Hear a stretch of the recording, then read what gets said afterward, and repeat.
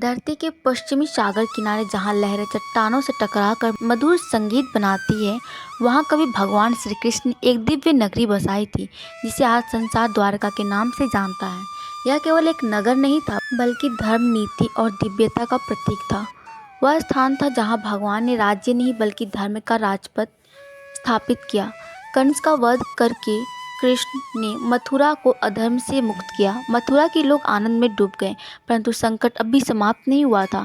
कंस का मामा जरासंध, जिसने पहले भी 12 बार मथुरा पर आक्रमण किया था, अब फिर तैयार था। उसका क्रोध प्रचंड था। जिसने मेरे भांजे को मारा, मैं उसे जीवित नहीं छोड़ूंगा। वह हर बार विशाल सेना लेकर आता और हर बार कृष्ण और बलराम अपने कौशल से मथुरा की रक्षा करते। पर कृष्ण जानते थे, अब यह युद्ध केवल युद्ध नहीं, यह निर्दोषों जनता की परीक्षा बनता जा रहा था। एक दिन कृष्ण ने उग्रसेन, वासुदेव, बलराम और मथुरा के सभी प्रमुखों को बुलाया। उन्होंने कहा, मथुरा अब बार बार युद्ध का मैदान नहीं बन सकती। हमारे लोग थक चुके हैं। हमें एक ऐसा स्थान चाहिए जो सुरक्षित भी हो और शांत भी हो। वासुदेव ने पूछा, परंतु कहाँ कृष्ण? कृष्ण ने मुस्कुरा कर कहा, सागर हमें बुला रहा है।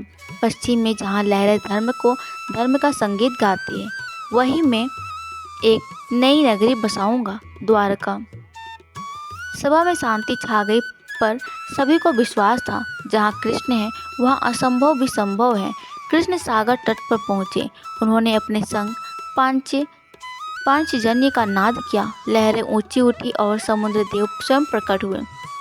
कृष्ण ने कहा, हे समुद्र देव, मैं आपके गोद में एक दिव्य नगरी बसाना चाहता हूँ, एक ऐसी नगरी जहाँ सत्य और धर्म का वास हो। समुद्र देव ने दोनों हाथ जोड़कर कहा, प्रभु, आपकी इच्छा ही मेरा सौभाग्य है। मैं आपको जल के मध्य एक भूमि प्रदान करता हूँ, जो सदैव पवित्र और अजय रहेगी। और उसी क्षण समुद्र की लहरें पीछे हट गई और वहाँ एक विशाल भूखंड उभर आया, सुनहरी रेत और नीले जल से घिरा हुआ। कृष्ण ने कहा, यही होगी द्वारका, धर्म की नई राजधानी। कृष्ण ने विश्वकर्मा देवताओं के शिल्पकार को बुलाया।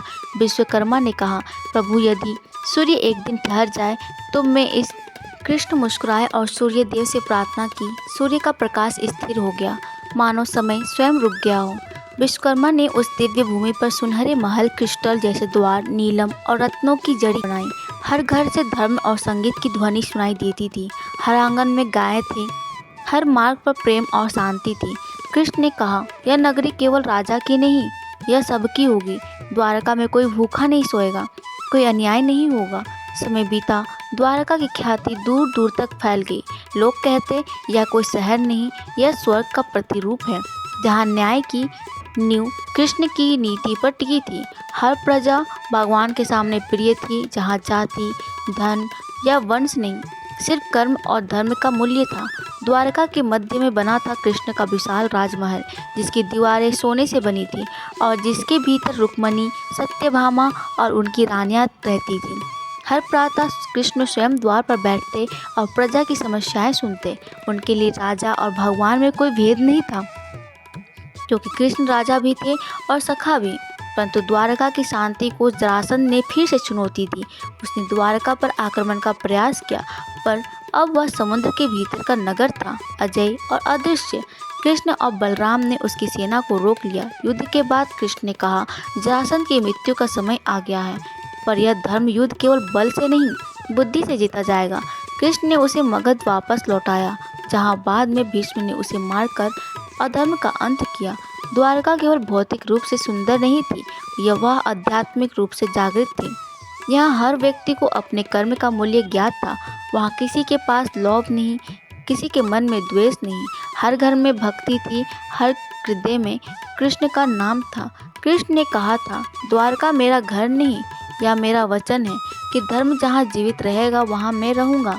वर्षों बाद जब समय ने अपना चक्र पूरा किया, कृष्ण जानते थे उनका अवतार समाप्ति की ओर है। वे सागर किनारे गए, वही स्थान जहाँ उन्होंने द्वारका की नींव रखी थी। उन्होंने समुद्र से कहा, हे सागर देव, अब मेरा कार्य पूरा हो गया। अब इस दिव्य नगरी को अपनी गोद में समा लो। समुद्र की लहरें शांत हो गई, मानो स्वयं भगवान के आदेश को सुन रही हो। और फिर धीरे धीरे द्वारका का नगर जल में विलीन होने लगा। पर वह नष्ट नहीं हुआ, वह केवल अदृश्य हुआ, क्योंकि दिव्यता कभी नष्ट नहीं होती। कृष्ण का द्वारका निर्माण केवल एक राजनीतिक कार्य नहीं था, वह एक आध्यात्मिक प्रतीक था।